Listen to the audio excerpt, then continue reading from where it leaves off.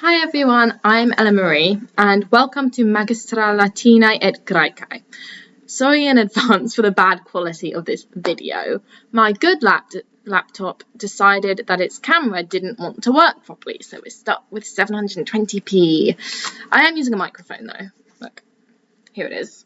And I don't know if it will do anything.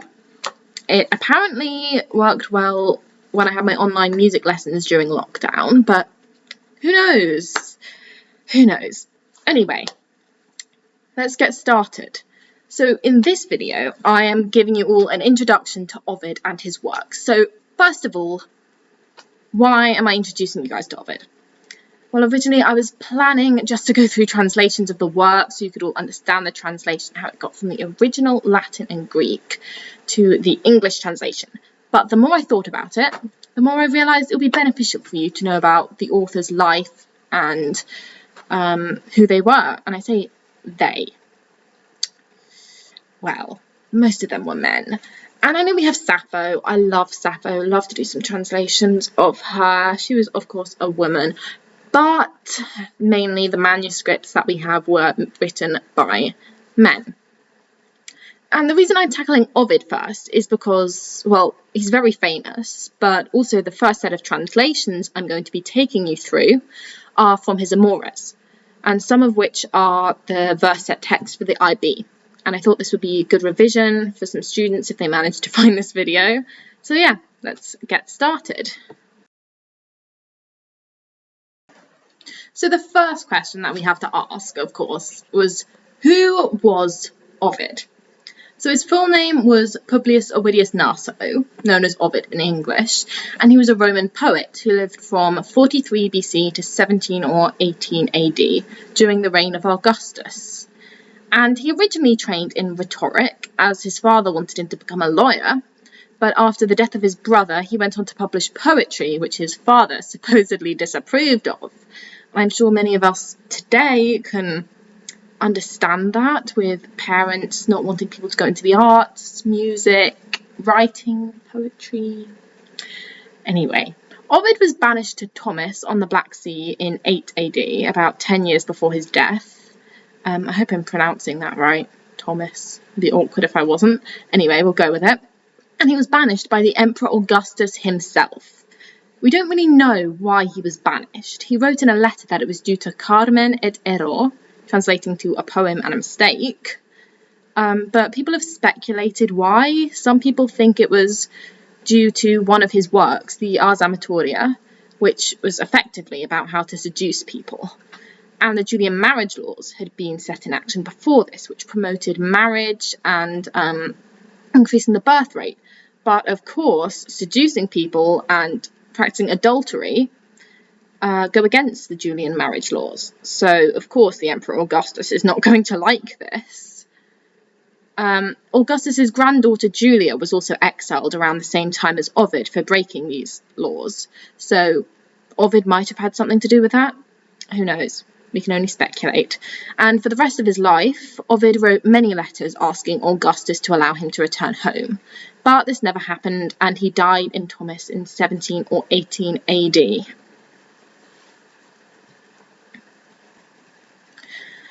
Now let's get on to Ovid's works.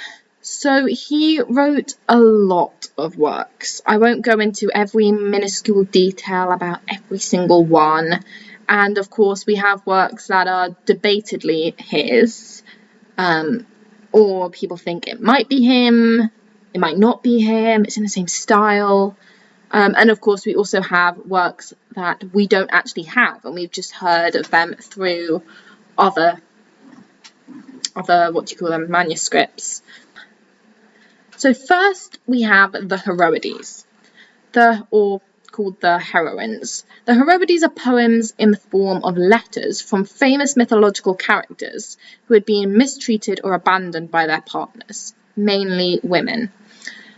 Hence, like the name, the Heroides, the heroines. The Heroides, The Heroides are written in elegiac couplets. I'll make another video at some point in the future about metre and scansion and everything. And these poems incorporate much of the rhetoric that Ovid had studied earlier in his life to make persuasive fictional speeches. The first 15 poems are single letters or letters without replies, such as from Dido to Aeneas or Ariadne to Theseus. But from poems 16 to 21, they are double letters or letters with replies, such as, from the top of my head, Helen to Paris and Paris to Helen. They have the reply. The next work we have is the Amores, the ones which I will be diving into a translation in the next video. And the Amores, the manuscript that we have that survives, are in 3 books, written in elegiac metre. But originally there were 5 books, which were later revised and reduced to 3 by Ovid. And these poems focus on Ovid's relationship with his mistress, Corinna, who was a married woman. Now, Corinna probably wasn't a real person, and some think that her name is a pun on the Greek word kore, meaning maiden. And of course, Ovid himself in these poems probably isn't actually Ovid. It's just his own persona of him. His own make-believe character of himself. And in these poems, Ovid draws from many other poets and sometimes directly incorporates their works into his, or name drops specific poets. And he also sticks to the standard elegiac themes that the poets Tibullus and Propertius used, whilst adding lots of humour to them and exaggerating things. For example, one of my favourite moments in the Amores is when Ovid sends a slave to take some tablets to Corinna, asking if he can come round to her place. And Corinna replies on the tablets, "Not today."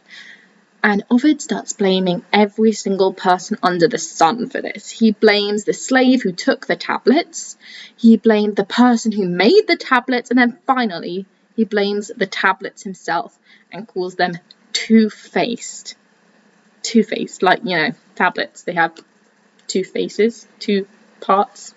Yeah. As you can see, this is a very exaggerated response for Corinna saying he can't come around on that day.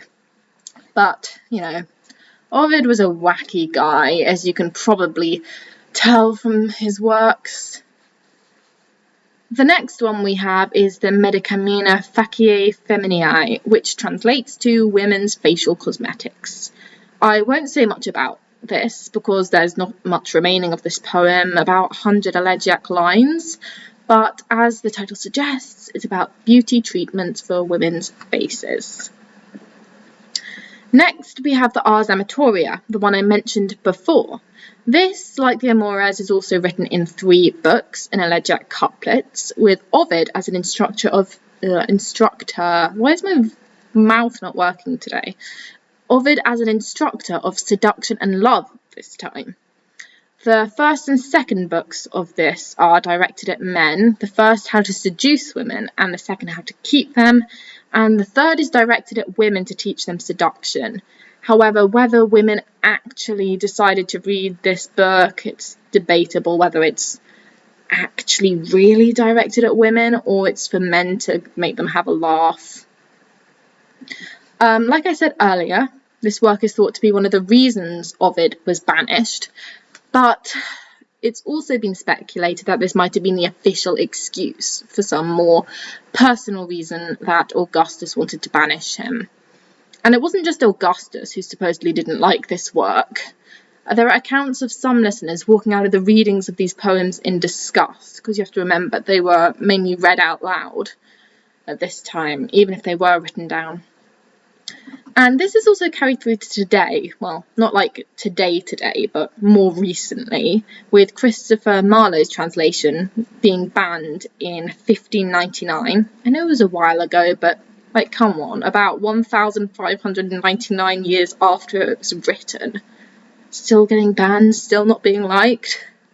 Haven't changed that much.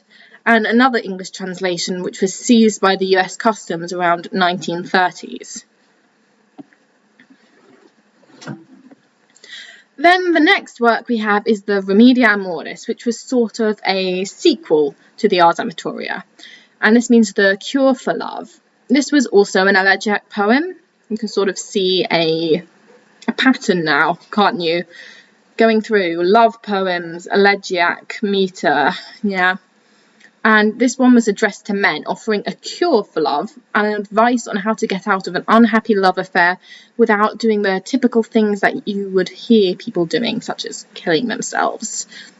He suggests avoiding the lover, travelling, avoiding love poetry, and Ovid's presented this time as a doctor throughout, and uses medical imagery to reinforce this persona. Now, the one you probably all been waiting for, one of Ovid's most famous works, is the Metamorphoses. This is an epic poem consisting of 15 books, written, this time, in dactylic hexameter. Not elegiac meter, hexameter. Woo! Got variety. And this is about, as the title suggests, transformations of mythological figures. And many of the myths people hear nowadays are from Ovid's Metamorphoses. And of course, they were originally probably taken from Greek mythology, but to fit this theme of transformation, he transformed the myths. So such as the transformation of Medusa, the transformation of Arachne, the story of Echo and Narcissus. I'm sure we've all heard them. And one theme that recurs throughout the Metamorphoses is love leading to transformation, such as when Apollo pursues Daphne for love and Daphne turns into a tree to escape him. And I know this is not the typical love that we would talk about today. It's more like obsession or, just pursuing someone. Doesn't seem like love. But Ovid is trying to show how this love has power over both mortals and gods, causing gods to pursue someone to the extent where they will turn into a tree to get rid of them. And another big theme in this work is revenge, with the gods transforming humans in revenge, such as Minerva transforming Arachne into a spider for boasting she was better at weaving than her, or Minerva transforming Medusa for Poseidon raping her. Wasn't her fault, but who knows what Ovid was thinking. Then we have the Fasti, or the festivals, which Ovid was working on when he was exiled. 6 of these books, also written in an elegiac, survive today, and we have 1 month per book, with all the festivals in that month. So 6 books up to June. Yes, June, sorry. And we don't have the rest, which is a shame. I would have liked to know more festivals. But it's thought that Ovid planned to write all the festivals in the year but was unable to finish due to his exile. However, there's also the chance that he did write them and we just don't have them. Ovid refers to himself throughout this work as Vates, which means seer, or it can mean a bard, but it's sort of a more elevated status. And Ovid writes in first person as an eyewitness to these festivals, with the Roman gods explaining the origins of the festivals. I think this would have been a quite fun educational work. Then we have the ibis, or the ibis. I don't really know how to pronounce it. When I looked it up, it just said it was a sort of bird. But this is a short elegiac poem in 644 lines, which was written by Ovid to curse his enemy who was supposedly harming him in exile. And in this poem, he asked the gods to help him and used mythological examples to ask for punishments for his enemy. What is going on with my mouth today? What the hell? Energy? How did I get energy from enemy? Anyway, let's just carry on. This poem / curse is modelled on one of Callimachus's, who was a Greek poet, which was also called ibis / ibis, however you pronounce it. but it's not known who this poem was directed to, or if it was just to one person, to many people. Yeah, it's sort of a bit mysterious. Then we have the Tristia, which were composed whilst Ovid was in exile. In Book 1, Ovid describes how he went from Rome into his exile, and about a friend betraying him, and the loyalty of his other friends and his wife. Book 2 is one long poem in which Ovid defends himself and his poetry, begging Augustus for forgiveness. Forgiveness that, of course, never came. In Book 3, Ovid describes his life in Thomas and how he longs for home, with the final poem an apology again. And his fourth book is mainly addressed to his friends, and the final book is addressed to his wife and friends. The last work that I'm going to talk about is the Epistulae ex Ponto, which are the letters from the Black Sea. These were 4 books, which were also written whilst he was in exile. And these poems are addressed to Ovid's friends, and they describe his health, his memories, and his hope for the end of his exile. And he asks his friend to speak on his behalf in Rome, hopefully to end his exile. But of course, again, this never happens. And the last poem is addressed to Ovid's enemy. Could be the same one as the curse that he wrote. Who knows? And it asks him to leave him alone. I say him, could be her, could be them. Who knows? But yeah. Now, these are all of the works of Ovid that we have today. Well, all the ones that we're pretty sure are from him. But there were some works that we have record of him writing, but we don't have the manuscripts, like I mentioned at the start of the video, such as the only tragedy he wrote, Medea. I would have really loved to see that, but I guess we can't always get what we want.